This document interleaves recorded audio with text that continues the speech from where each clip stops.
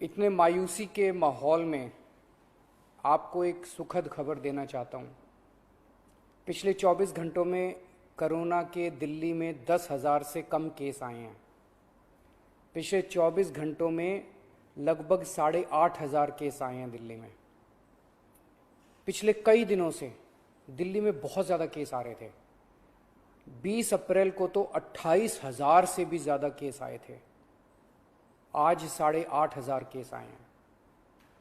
कई दिनों में पहली बार 10,000 के नीचे केस आए हैं। दिल्ली में संक्रमण दर भी काफ़ी कम हो गई है। पिछले 24 घंटों में संक्रमण दर केवल 12% रह गई है। संक्रमण दर का मतलब अगर हम 100 लोगों का टेस्ट करते हैं तो उसमें कितने लोगों को कोरोना मिलता है। ज़्यादा संक्रमण दर का मतलब होता है कि कोरोना बहुत ज़्यादा फैला हुआ है। आज ये संक्रमण दर केवल 12% आई है। 22 अप्रैल को ये 36% तक पहुंच गई थी दिल्ली में संक्रमण दर। इसका मतलब दिल्ली में अब काफ़ी कम लोग बीमार पड़ रहे हैं। अस्पतालों में भर्ती लोगों की संख्या भी अब काफ़ी कम हो गई है। पिछले 10 दिनों में दिल्ली के अस्पतालों में कोरोना के 3,000 से ज़्यादा मरीज कम हो गए हैं। यहाँ की 3,000 बेड खाली हो गए हैं और अब अस्पतालों में बेड मिलने में परेशानी नहीं हो रही है। हालांकि एक बात देखने में आई है कि आईसीयू के बेड अभी भी भरे हुए हैं। इसका मतलब सीरियस मरीजों की संख्या अभी ज़्यादा कम नहीं हुई है। अभी भी दिल्ली के अस्पतालों में आईसीयू बेड लगभग सारे भरे हुए हैं। इस दिशा में भी आपकी सरकार काम कर रही है। लगभग 1200 नए आईसीयू बेड बनके तैयार हो गए हैं और आज या कल में ये चालू होने वाले हैं। इससे अपने दिल्ली वासियों को काफ़ी राहत मिलेगी। दिल्ली में जो केस कम हो रहे हैं इसमें हर दिल्ली वासी का बहुत ज़्यादा सहयोग रहा है। हमने दिल्ली में बहुत कड़ा लॉकडाउन लगाया लेकिन दिल्ली वासियों ने उसमें पूरा सहयोग किया। सबने पूरी तरह से लॉकडाउन का पालन किया। आज सब लोग बात कर रहे हैं कि दिल्ली वासियों ने इतने कम समय में कोरोना के केस कम कैसे कर लिए। ये केवल और केवल दिल्ली वासियों के अनुशासित आचरण की वजह से हुआ है। लेकिन लड़ाई अभी जीती नहीं गई है। लड़ाई अभी बाकी है। अभी भी 8,500 केस आए हैं। इनको 0 तक ले जाना है। कोरोना को पूरी तरह खत्म करना है। और दूसरी बात, हम अगर अब ढीले पड़ गए तो ये केस फिर बढ़ जाएंगे। कोई गारंटी नहीं है कि ये कम ही रहेंगे। फिर से दिल्ली पे मुसीबत आ सकती है। इसीलिए किसी भी हालत में ढिलाई नहीं करनी। कड़ाई से लॉकडाउन का पालन करना है और कोरोना से बचने के जितने भी उपाय हैं वो सारे लागू रखने हैं।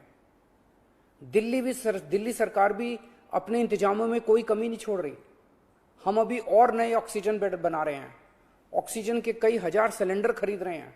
नए नए आईसीयू बेड बना रहे हैं ताकि भगवान ना करे अगर कोरोना के केस फिर से बढ़ गए तो हमारी तैयारी में कोई कमी नहीं होगी। पिछले कुछ दिनों में बेहद दुखदाई, बहुत दुखदाई दिन बीते। पिछले सभी कोशिशों के बावजूद हम अपने कई दिल्ली वासियों को बचा नहीं पाए। कई परिवारों में तो एक से ज़्यादा मौत हुई है। मैं भगवान से प्रार्थना करता हूँ कि इन सभी आत्माओं को शांति प्रदान करे।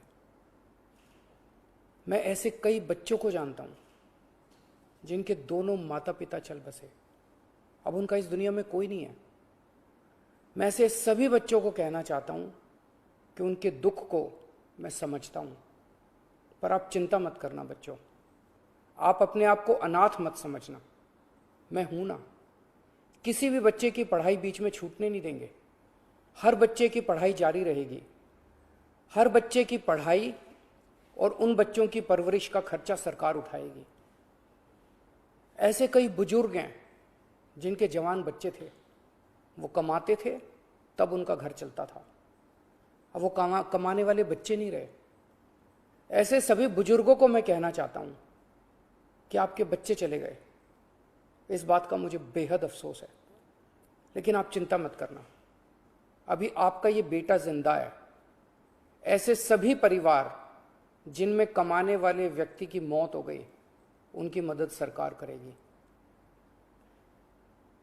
ऐसे परिवारों की हम आर्थिक मदद तो कर देंगे, पर ऐसे बच्चों को, बुजुर्गों को इस वक्त प्यार की ज़रूरत है, हमदर्दी की ज़रूरत है। मेरी ऐसे परिवारों के सभी पड़ोसियों और उनके रिश्तेदारों से विनती है, इनका ख्याल रखना। ऐसे परिवारों पे बहुत बड़ी मुसीबत आई है, इन्हें अपना प्यार और अपनी हमदर्दी देना। दिल्ली के 2 करोड़ लोग, हम सब एक परिवार हैं। इस दुख की घड़ी में हमें एक दूसरे की मदद करनी है।